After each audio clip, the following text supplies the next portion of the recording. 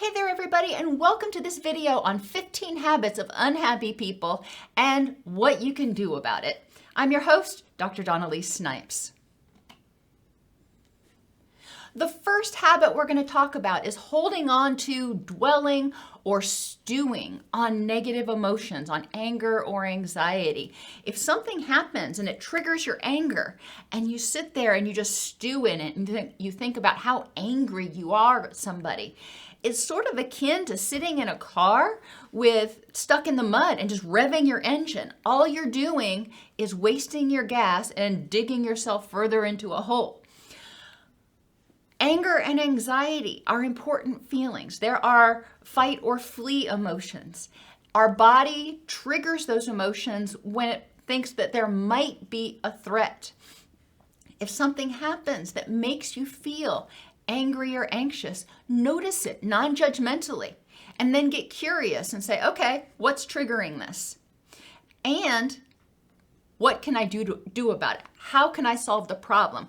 When you feel anger, for example, your body dumps a bunch of energy because it wants you to fight the threat. And so it gives you the energy to get up and go, okay, number one, is there a threat? And number two, what can I do if there is a threat to address it? So the energy you feel, the turmoil you feel when you feel angry or anxious, that's all that energy bubbling up inside going, I'm here to help you fight or flee. What are you going to do with me? If there is no threat, if you decide, you know what, this was really not something that I needed to get upset about, and I'm choosing not to stay angry about it, that energy is still there. So it's important to practice some deep breathing, some relaxation exercises to basically bottle it back up, if you will, until you might need it. But stewing on that anger, nurturing it, just drains your energy. Dirty discomfort goes along with stewing on anger, but dirty discomfort is all of the other feelings that come along when you start feeling angry, anxious, or depressed. So maybe you wake up in the morning and you feel depressed. And then you get angry about the fact that you're having another depressive episode. And you feel guilty about the fact that you're having another depressive episode because you know when you have depressive episodes, you can't do the things that you really feel you, quote, should be doing with your family. And you start piling on guilt and anxiety and anger and stuff all on top of this depression. Every one of those emotions requires energy, and every one of those emotions weighs you down. Dirty discomfort is something that Stephen Hayes talks about in acceptance and commitment therapy. But being angry about being angry or being angry about being depressed is compounding your problem. Instead, noticing how you feel non-judgmentally, being mindful, maybe even unhooking from it and saying, I'm having the feeling that I'm angry right now. Okay, let's look at what are the thoughts that are contributing to that feeling. What are the thoughts that are telling me that I am experiencing some sort of a threat? And what can I do to improve the next moment? Recognizing that in life, pain is going to occur. Physical pain, emotional pain, it's going to happen. Whether it's depression or anxiety or just, you pulled a muscle in your back. We have to learn to work with those feelings instead of try to completely eradicate them. When they happen, you say, okay, how can I live my best quality of life and have this issue going on right now? For a lot of people, it's easier to think about in terms of a physical pain at first. So, like I said, if you pulled a muscle in your back, okay, you're probably not going to be playing tennis for a little while. And tennis is really important to you. You may not be picking up your child or your grandchild for a little while till it's healed. How can you interact with your grandchild? How can you play with your dog? How can you exercise and have a pulled muscle in your back? It's possible. You just need to figure out the workarounds and get creative. Instead of feeling guilty about it, recognize. And we're going to talk about guilt in a moment, because a lot of times guilt comes from mind reading. Bottling up emotions. Many of us grew up in households where it was not safe to feel. It was not safe to express our emotions. We would either be ridiculed or punished or sometimes ignored. So we learned how, when we felt an emotion, it was like, okay, I'm angry. I'm going to put it in a box and I'm going to shove it back here in the closet and poof, I'm fine. You're really not. You can compartmentalize or bottle it up, but eventually those bottles have to be uncorked. It takes energy to keep the lids on all of those bottles. And when you bottle up enough emotions, eventually there's going to be some sort of earthquake that causes them all to just burst wide open. Not bottling up emotions doesn't mean that you have to become Mount Vesuvius every single time you get upset. There's a time and a place. It's not proper or appropriate, for example, to yell at your boss or to yell at your significant other in public or what have you. When you feel an emotion, distress tolerance skills are really important so you can get into your wise mind. When you feel that overwhelming surge of anger or anxiety, that's adrenaline, that's cortisol, that's all kinds of stuff surging through your veins. That's your fight or flight response dumping that energy. Your blood glucose is going up. Okay, you have all that energy. When you have all that running through your body, your brain literally is not able to think. It's in what I call an adrenaline haze, but it's not able to process information nearly as well. So it's important to be able, when you feel an intense emotion, be able to use your distress tolerance skills to endure it for the moment and down-regulate. We're not ignoring it. We're not bottling it up. You're down-regulating it so you can think more clearly and say, okay, this really sucks. What can I do about it?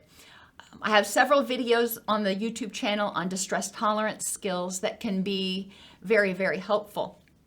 But once you decide, once you calm down, get into your wise mind, and you decide, how can I improve the next moment? What can I do to address this? Then using that energy that your body gave you to fight or flee to address it. That may not mean right now. It may mean when you get home tonight, you and your significant other can sit down and have a discussion about whatever it was that really ticked you off that day. So when we experience emotions, sometimes we need to put them on hold, but it's important to process them. It's important to clear off that shelf ideally at the end of every day.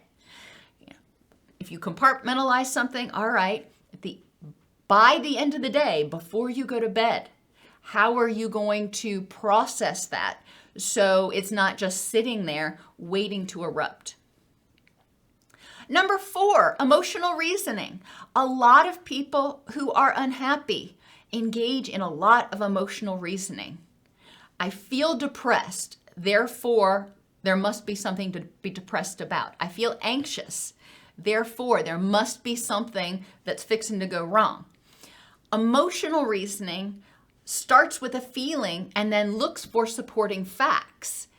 Factual reasoning starts with a thought or even a feeling, and it says, okay, I feel anxious.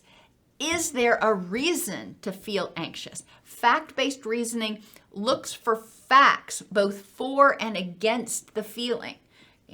What thought am I having that's contributing to this anxiety or this anger, and what are the facts for and against it? That is so, so important to not get too caught up. When we feel depressed, we tend to notice things that make us more depressed. When we feel angry, we tend to notice things or perceive things as more threatening or dangerous or disruptive than when we feel happy. So emotional reasoning also colors our perceptions of things. We need to step back. Number 5, overanalyzing the past, the present, or future situations can keep people unhappy. If you overanalyze the past, okay, first thing, the past is past. It's done. You can't change it. Give it up. You're not going to be able to change it. You can learn from it. You can keep from doing it again, but you can't change it. Our past does impact us in the present. And for a lot of people, feeling empowered to choose how their past continues to impact them in the present can be very liberating. Instead of continuing to feel hopeless and helpless, they feel empowered to make a choice that, okay, I had a crappy childhood. However, I am not going to let that continue to trigger my anger. I'm not going to continue to hold that anger and let it drain my energy in the present. And that's important. We also need to recognize that what we did in the past, we were different people.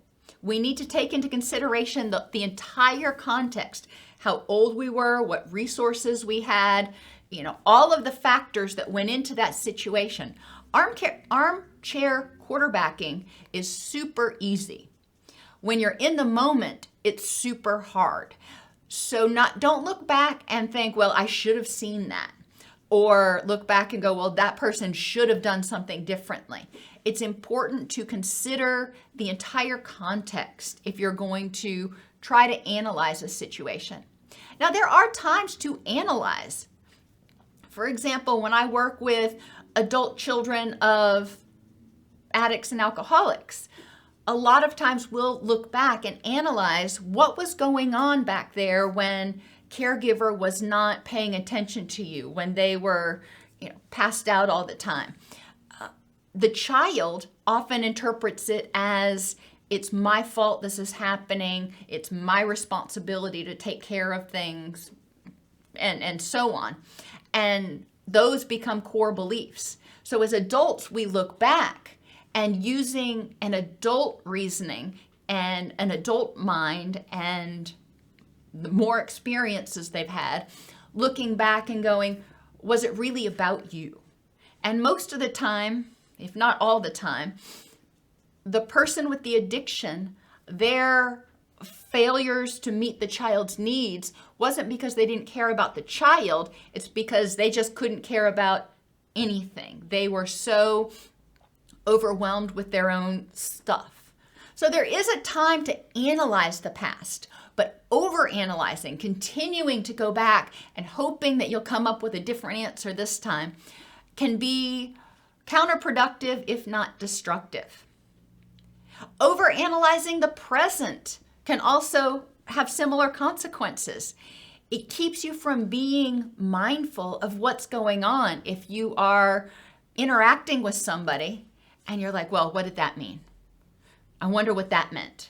Was that a microaggression? I wonder what that meant. And instead of hearing what the person's saying, you're so busy trying to analyze what's going on that you miss the big picture. And it is not uncommon for people to overanalyze in the present if they have a trauma history because they're what we call hypervigilant. And part of their brain says, you need to be on high alert, which causes them to kind of overanalyze things in order to protect themselves. If you find that you overanalyze a lot, especially if you're overanalyzing the present, then examine whether you have a trauma history that needs to be addressed. And people who overanalyze the future often have a lot of anxiety. They're worried about what's going to happen if, and they can go down a complete rabbit hole. My son, for example, is very guilty of this sometimes.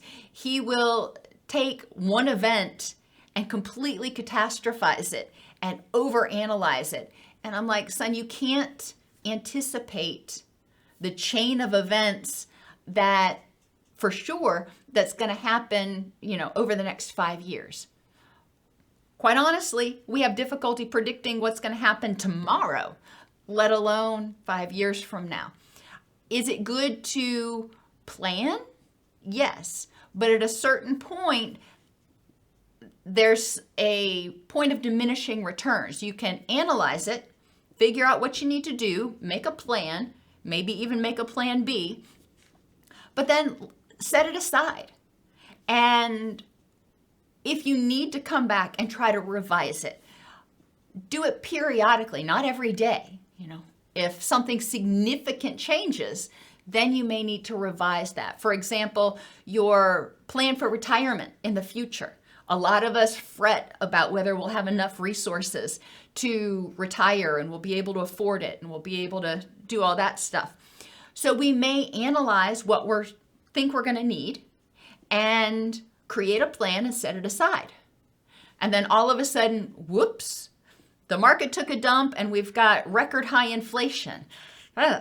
What I thought was going to be enough to sustain me isn't going to be anymore. So I need to adjust that plan. But I didn't go back every 6 months and figure out, well, is this still right? I said, here's my plan. And if anything major happens, then I will go in and adjust it. Number 6, all or nothing thinking. And the next few are what we call negative thinking styles or cognitive distortions. But people who are unhappy tend to have a habit of thinking in extreme terms. Every person does this. Nobody ever does this. Listen to yourself.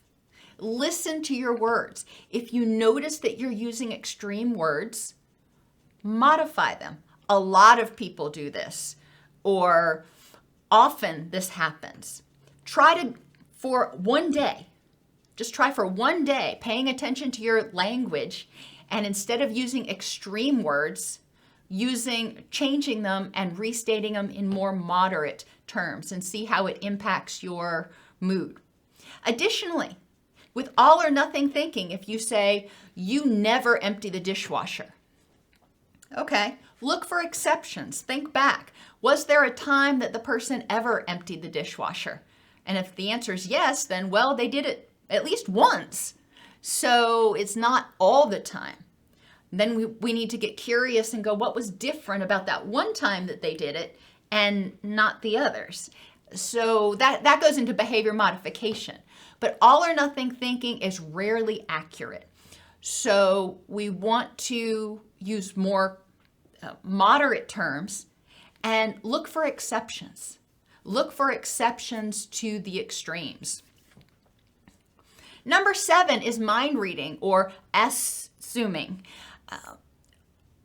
One of the sayings that I was taught when I was growing up was that assuming makes an ass out of you and me. And assume is ASS-uming. So anyway, it's not nearly as funny if you actually explain the joke. But mind reading is when you assume you know what the other person is thinking or feeling about a particular situation. And guilt, oh my gosh, assuming contributes to so much guilt. Because a lot of times we assume that somebody is going to be hurt or mad at us or disappointed if we don't do something a certain way. And in reality, they may have been happier that we took care of ourselves, or they may have recognized that we were in a depressive episode and they're not holding it against us. They're not angry with us because we didn't go to their ball game or whatever. They recognize we did the best we could. So they're not angry. We are assuming they're angry, and that's making us feel guilty or angry at ourselves. Assuming is so toxic. You can also see assuming in relationships when people try to finish each other's sentences and get it wrong. That creates conflict. Make sure that you ask. If you think a person is feeling a certain way, ask them, how do you feel about this? Instead of assuming. It will relieve so much tension and so much guilt. And if they say, yes, I'm angry, then you can open up a dialogue and say, okay, I'm really sorry. How can we fix this? Okay? It's part of assertiveness is making sure that you have the facts instead of, the guesses. And assuming is also kind of tied up with emotional reasoning, because if you can't do something and you feel frustrated about that, you feel angry at yourself for not being able to do it, you may assume that other people are similarly angry with you. When in reality, again, they're going, well, guess you can't do that today. No harm, no foul. Number 8, personalization. When we take things as about us, this person was in a bad mood today, must be my fault. This thing happened, must be my fault. My child is not doing well in school, it must be my fault. It must mean I'm a horrible parent. Now that's a combination of all or nothing thinking or extreme thinking and personalization. Personalization can be toxic. Sometimes it is about us. Sometimes we did do it. But a lot of times, other people's reactions and situations actually don't have everything to do with us. We may have contributed, but other people contributed to situations. Or somebody may be in a bad mood and it doesn't have to do with us. So we want to make sure that we explore what are 3 other reasons why my friend Sally may have canceled our lunch date today. It's not that she doesn't like me or want to go to lunch with me. What are 3 other possible reasons this may have happened? Because maybe I just got a text from Sally, sorry, can't make it, maybe next week. Well, if I personalize, then I could say, oh, she doesn't want to spend time with me, or she'd rather spend time with somebody else. That's going to make me unhappy. So it's important to examine what are other explanations. It may not be the time to, call her up and go, well, why did you cancel lunch? You can talk about that later. That goes back to using distress tolerance skills to handle our emotions and address them at appropriate times. Pessimism and catastrophizing is another habit of unhappy people.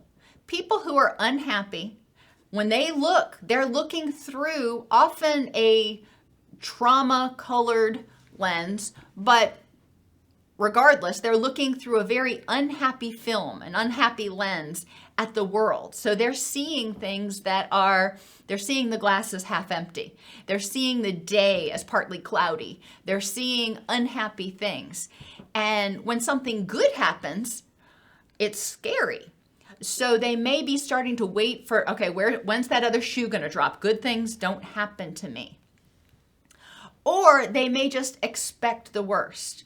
They get ready to go in for a job interview and they're like, well, this is going to suck.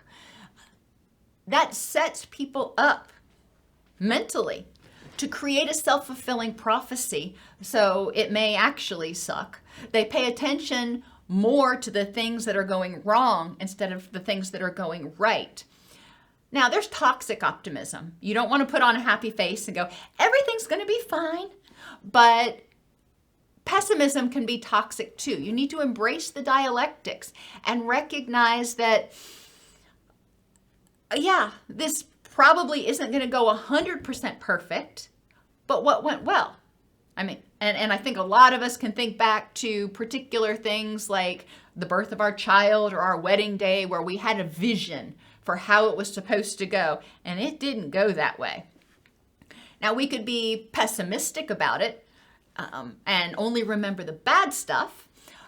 We could be pessimistic going into it and going, well, I have this vision, so there's no way this is actually going to play out.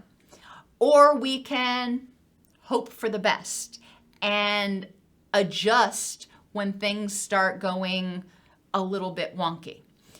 Pessimism often keeps people, a lot of times people use it because it protects them from being disappointed. but it also protects them, if you want to use that word, from really experiencing happiness, because pessimism says bad things are going to happen. That triggers that fight or flight response and can keep them restrained. Isolation and withdrawal is another habit of unhappy people. Now, some people are introverts and they enjoy having some time alone. However, isolating from other people because you cannot tolerate their input, because you don't trust them, can be very lonely. And when we don't connect with other people in some way, a particular hormone called oxytocin, which is our bonding hormone, goes low. And that actually impacts other hormones like dopamine and serotonin. It doesn't mean you've got to connect with people all the time. Like I said, some people are introverts and they want a certain amount of connection, but not as much as an extrovert, and that's okay. But complete withdrawal can be detrimental to mental health. Comparing yourself to other people is also a habit of unhappy people, because there's almost always going to be somebody out there that is better at something than you or has more of something than you. So continuing to compare yourself to them, you're always going to feel like you fall short. Ideally, you compare yourself to what you were yesterday. Are you better at this than you were yesterday? I'll take running, for example. I trained for a marathon one time, and I could compare myself to the people who run marathons and they've been doing it for years and they can run a 6.5-minute mile and blah, blah, blah, blah, blah. And I would see my times and my distance and I'd compare myself to them and I'd be like, I'm never going to get there. And what's the point? And I'd start to feel defeated. When I switched my attitude and instead started comparing myself to myself, am I 10 seconds faster per mile than I was on the last run? Yes. Score. Progress. Micro progress. I'm recognizing that I'm improving to the best of my abilities. And that way I am not comparing myself and always falling short. It actually gives me an opportunity to succeed. Life imbalance is another habit of unhappy people. Unhappy people tend to devote most of their energy to one area of their life. And then when that goes bad, other things that normally might be important to them have all eroded. So think about somebody who devotes, 80 hours a week to work, and then all of a sudden they get fired or laid off. Work's not going well, and they step back, and because they've devoted like every waking hour to work, their family may have, gone off in different directions, and they may have missed it. There's a song by Cat Stevens called Cats in the Cradle, very, very old song. But in that, he talks about regretting life imbalance because he devoted so much time to work that he missed his kid growing up. Life imbalance may create a situation where we've put all of our eggs in one basket, so to speak, and then if that doesn't go well, we feel completely defeated. It also can remove other sources of happiness that can buffer against failures. Create a pie chart and recognize you've only got so many hours in a day, so many hours in a week. How much time and energy are you going to devote to the top 10 things that are important in your life? And that includes, one of those has to be self-care. And try to figure out what that looks like and identify if you are suffering from life imbalance. A lack of sufficient quality sleep significantly negatively impacts health as well as mood. The research is just undeniable on that. When you're not getting sufficient quality sleep, your circadian rhythms are often out of balance, which impacts your sex hormones like testosterone and estrogen and progesterone, and it impacts your neurotransmitters, it impacts your immune system, and it impacts your cognitive abilities. When you don't get good sleep, your brain can't clear out adenosine, which is kind of the garbage that's left over at the end of the day. And so you wake up and you still feel tired. Think of a factory.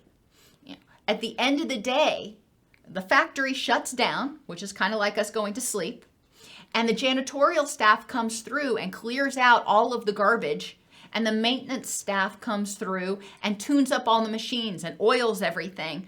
So the next morning, everything's ready to go humming along.